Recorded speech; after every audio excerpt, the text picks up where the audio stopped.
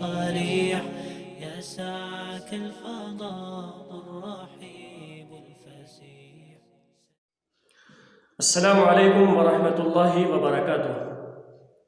الحمد للہ رب العالمین والعاقبۃ للمتقین والصلاة والسلام علی سید الانبیاء والمرسلین وعلی آلہ وصحبہ اجمعین. اما بعد. اعوذ باللہ من الشیطان الرجیم. بسم اللہ الرحمن الرحیم. یا ایہا الذین آمنوا کتب علیکم الصیام کما کتب علی الذین من قبلکم لعلکم تتقون. وقال النبی صلی اللہ علیہ وسلم الصوم جنہ او کما قال علیہ الصلاۃ والتسلیم. معزز بھائیوں، ہر سال کی طرح اس سال بھی رمضان المبارک کا مقدس مہینہ اللہ رب العزت نے ہم کو عنایت فرمایا ہے. اللہ رب العزت نے اس کے قیام اللیل کو سنت اور روزے کو فرض قرار دیا ہے.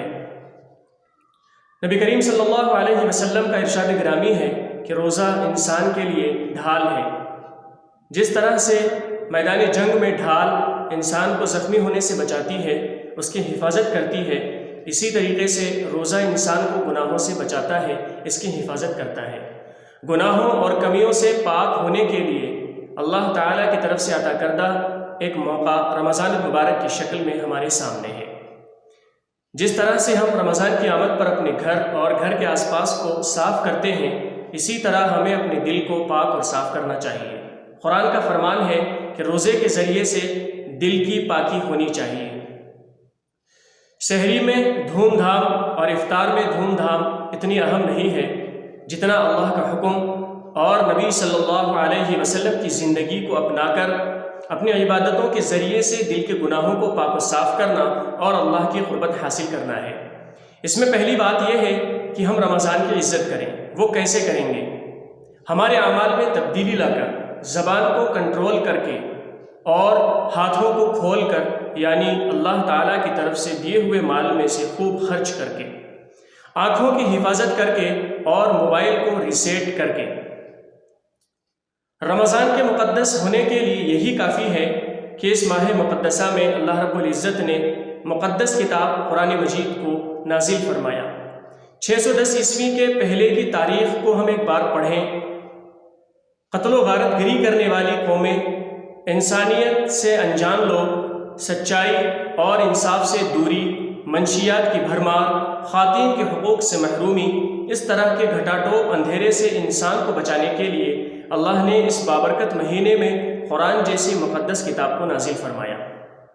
نبی صلی اللہ علیہ وسلم رمضان میں روزہ رکھ کر اللہ کا شکر گزار بندہ بننے کے ساتھ ساتھ رمضان کی راتوں میں نماز اور تلاوت قرآن میں مشغول رہتے تھے.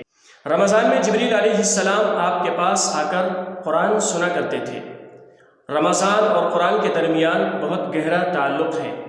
آج ہم یہ فیصلہ کریں گے کہ ہم بھی اس رمضان میں قرآن پر زیادہ توجہ دیں گے، نیز استغفار میں اضافہ کریں گے. اور استغفار میں اضافہ کرنا ایک مومن کی اہم علامت ہے. وَبِالْأَسْحَارِ هُمْ يَسْتَغْفِرُونَ، اور وہ سحر میں خوب استغفار کیا کرتے تھے. زاریات.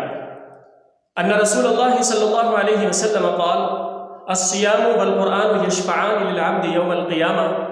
یقول الصیام ای رب منعته الطعام والشہوات بالنہار فشفعنی فیہ، ویقول القرآن منعته النوم باللیل فشفعنی فیہ قال فیشفعان.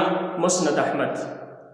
نبی کریم صلی اللہ علیہ وسلم کا ارشاد گرامی ہے کہ کل قیامت کے دن بندے کے لیے روزہ اور قرآن سفارش کریں گے. روزہ کہے گا اے رب، میں نے اس کو دن میں کھانے اور شہوت کی چیزوں سے روکے رکھا، تو اس کے تعلق سے میری سفارش کو قبول فرمائیے. اور قرآن کہے گا کہ میں نے اس کو رات میں سونے سے روکے رکھا، اس لیے اس کے تعلق سے میری سفارش کو قبول فرمائیے. بس ان دونوں کی سفارش کو قبول کر لیا جائے گا. لیلۃ القدر، ہم اس رمضان کی راتوں کو ہمارے لیے گواہی دینے والی بنائیں گے. لیلۃ القدر کو جس طرح نبی صلی اللہ علیہ وسلم نے زندہ کیا تھا، ہم بھی اسی طرح زندہ کرنے کی کوشش کریں گے. رمضان نور ہے، رمضان نجات کا ذریعہ ہے، رمضان بدر ہے. رمضان فتح مکہ ہے، رمضان ہمارے لیے رحمت اور صبر ہے، ساری برائیوں سے نجات ہے۔ اللہ نے جن نعمتوں کا وعدہ کیا ہے اس رمضان میں ہم انہیں حاصل کرنے کی کوشش کریں گے۔ اللہ توفیق دیں۔ الصريح يسعك الفضاء الرحيب الفسيح